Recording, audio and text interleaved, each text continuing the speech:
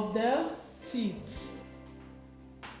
We are in a center specialized for disabled children situated in Santa, Northwest region. Here, about 70 boarders interact every day. They have a common characteristic, which is disability.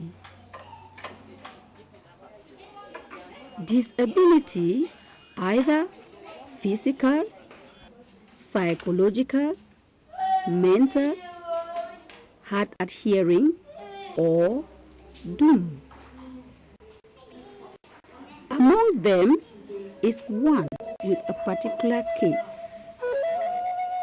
My name is Mariam Ali. I come from CEFED Special Education School Center. Call me by my name and not by my disability.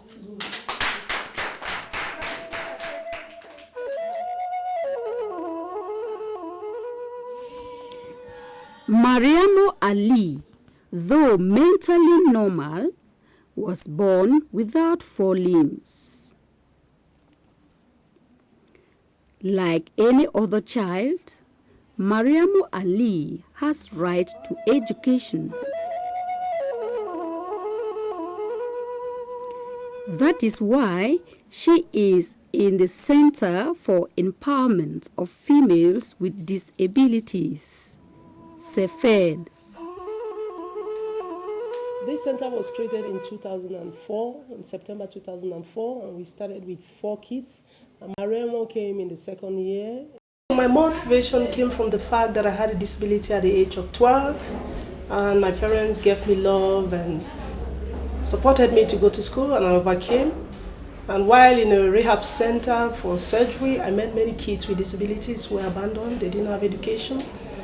And the passion started developing to reach out with the love and comfort that God gave me through my parents to other children with disabilities. For 5 years in CEFED, Mariam has followed a regular school curriculum.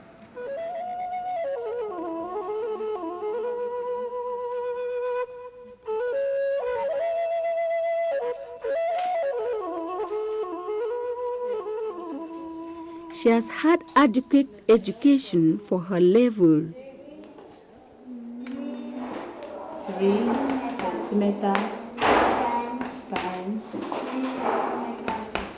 which is squared centimeters.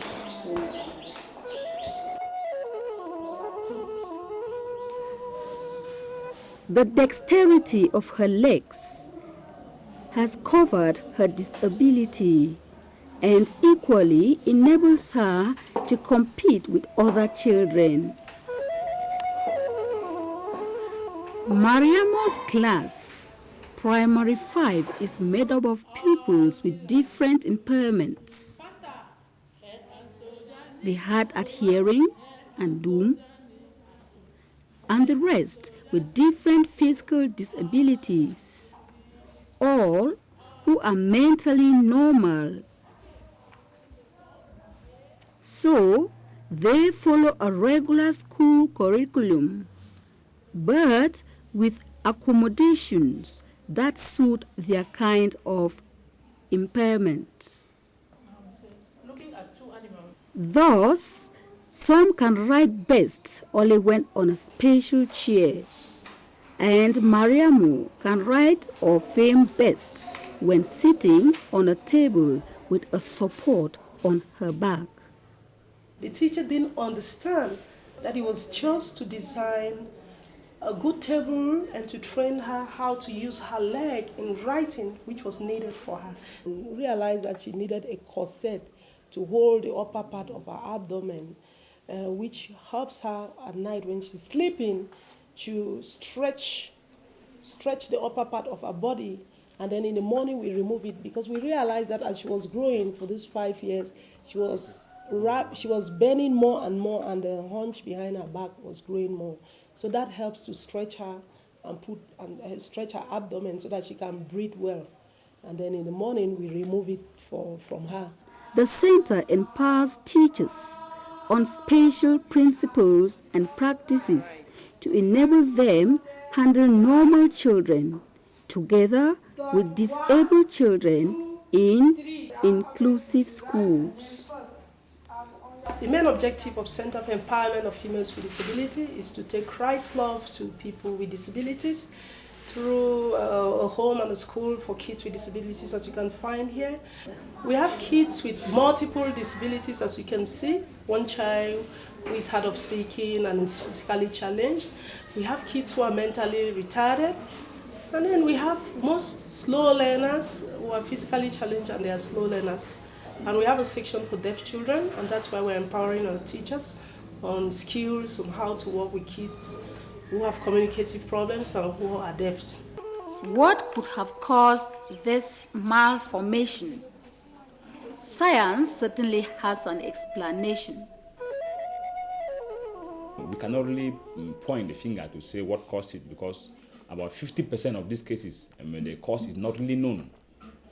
And for some 10% of cases, the cause can be genetic, like some chromosome malformations or some genes which have problems.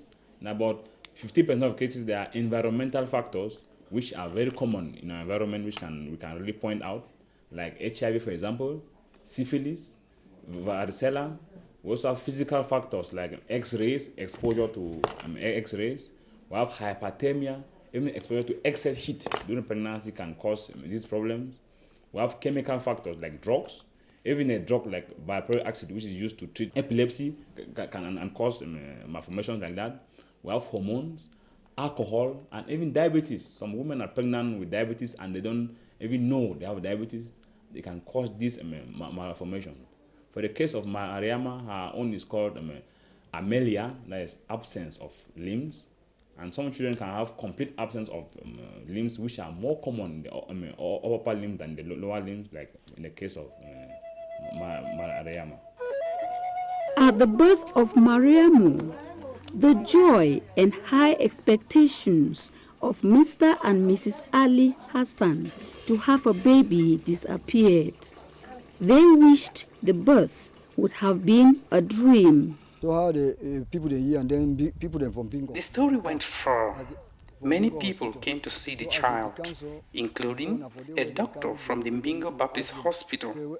I asked him whether artificial hands could be put. They will make a hand or something like that. They say the place short. The doctor said it was not possible. They cannot place prosthesis on Mariama because this malformation started a long time when the pregnancy was just about 3 to 8 weeks old.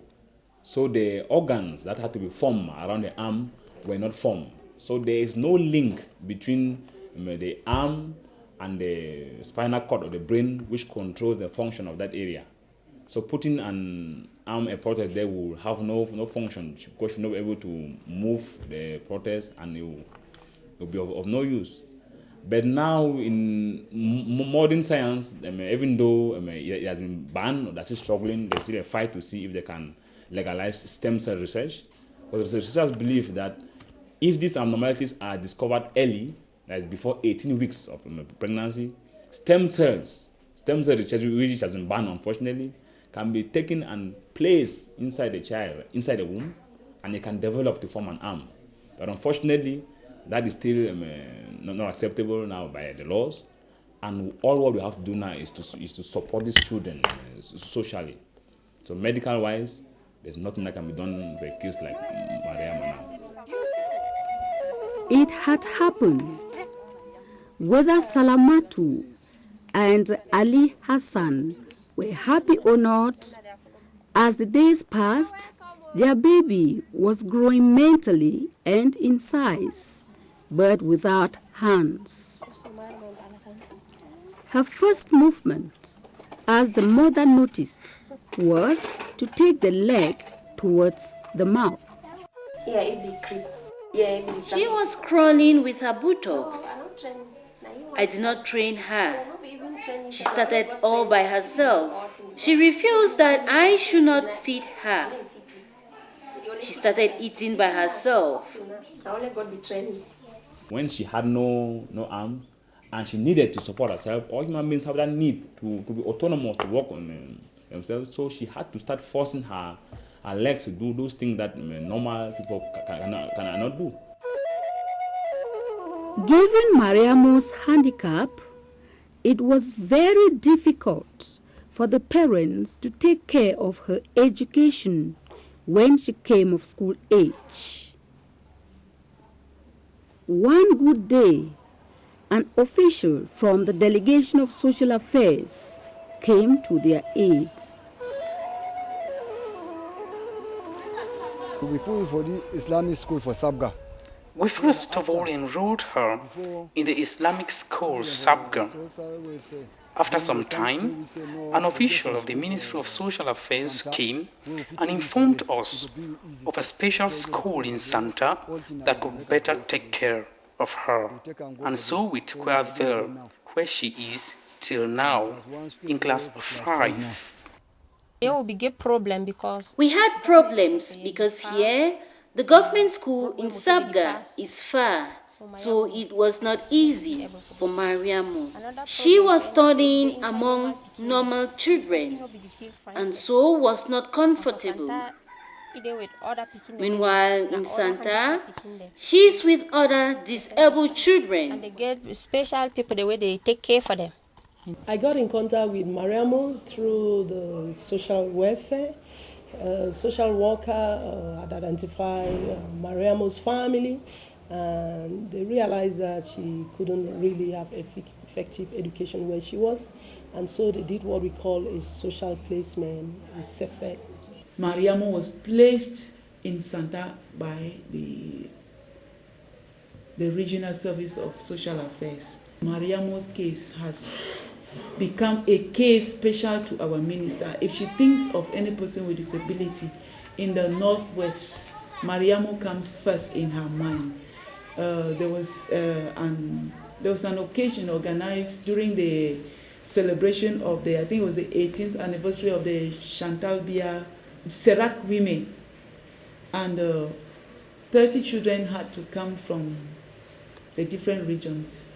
And I want to tell you that Mariamu was the first child that the minister recognized during that occasion, that she spent most of the time conversing with her and telling her how bright her future is. I think that the ministry certainly has done something for Mariamu and is planning to do so much for Mariamu in the nearby future.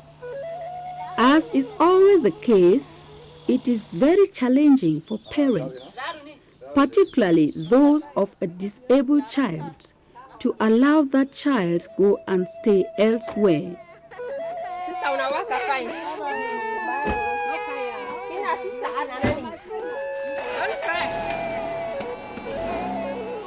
When Mariamu had to go and stay in CEFED, it was not very easy for the parents, particularly the mother.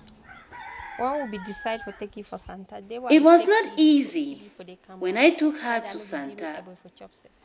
The day I took her there, I was not able to eat because I was feeling bad. The whole night, I could not sleep.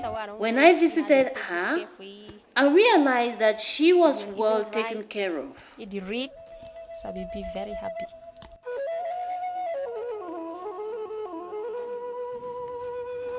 Now it is a new page. The center has transformed Mariamu into someone who can manage her disability. The family now finds their child a new person as she has become more open. During holidays, she interacts better with others. The skills she has acquired has enabled her to be more responsible and caring.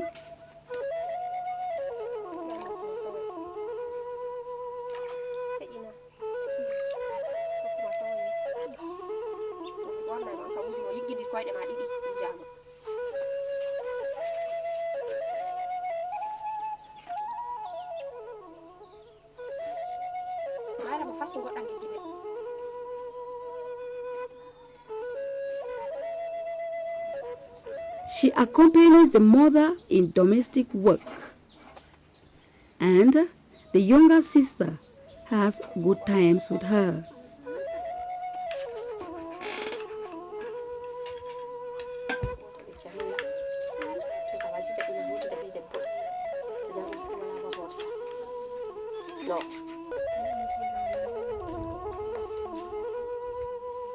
Mariamu's condition was such that the parents needed some external force and technical skill to manage the situation. By fate or luck, CEFED stepped in with its expertise to help develop the skill she was born with. That is, using legs in place of hands. She is now better able to write and do many things with her legs. This has not only transformed her socially, but also pedagogically. When she came at the age of 6, she was so timid, and she was not completely independent. But now, when she came, we had to train her, and she can be able to brush her teeth. She can take her bath with very little assistance. She can use the toilet by herself with very little assistance. She can make her bed without assistance. The Cameroon government, through the Ministry of Social Affairs, provides some assistance for people with disabilities like Mariamu. Actually, the policy of the Ministry of Social Affairs now is aimed at rendering the persons with disabilities to become contributors in development, agents of development, no longer dependents all through their lives, but make them to be independent and also contribute towards development. So before they give assistance now, it must be studied and proven that if that assistance is given, it will help that person to end up being independent in the future. And one of the first things they try to check on is the education of the persons with disabilities, because with their minds open, they can do quite a lot. Disability in the Northwest is real, and Mariamu is not alone. There are other people in the society with various impairments, some supported by other government, society, or family members, while others are abandoned. Whatever the case, according to the United Nations Charter on Human Rights, all are equal, whether able or disabled. If some person they way get that kind of picking. I am encouraging all who have disabled children to take good care of them, educate them, show love to the child, because it is God's gift. I think that was fitted. The first appeal I'm gonna make is to the whole public, the whole society, to change attitude and stigmas towards persons with disabilities, because they have something to offer. They have gifts, they are made in God's image and likeness, and we have to give them equal educational opportunity, equal employment opportunity. And I'm calling on all those in Cameroon to give attention to the 1,900,000 persons with disabilities in Cameroon. I'm appealing to the public that when we have these children, we should not hide them behind. We should bring them out, because there is a lot for them to do, and there's a lot for them to contribute towards the development of our country. When we hide them, we make them dependent for the rest of life. Mariamu's parents have gone all this far. The task ahead is difficult, Any person who has an advice for me concerning the child can do so. I welcome any help from well-wishers and government. I am appealing to offer scholarship to Mariamu. The center here, we need the support of the public.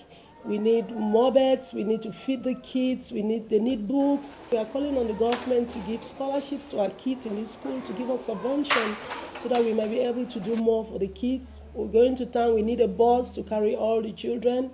We need the participation of all social groups to just make a stop at Santa and put a smile on the face of one child with a disability. No gift is too small to make a difference in somebody's life. To improve the condition of handicapped persons, needs material for therapy, technical skill, means for logistics and movement. All this which are not easy to come by. So the means in itself is a handicap. The important thing is that every human being, no matter the degree of handicap, has some talents buried somewhere in him or her. This gift just needs to be identified, developed, and exploited for the benefit of the concerned and the society.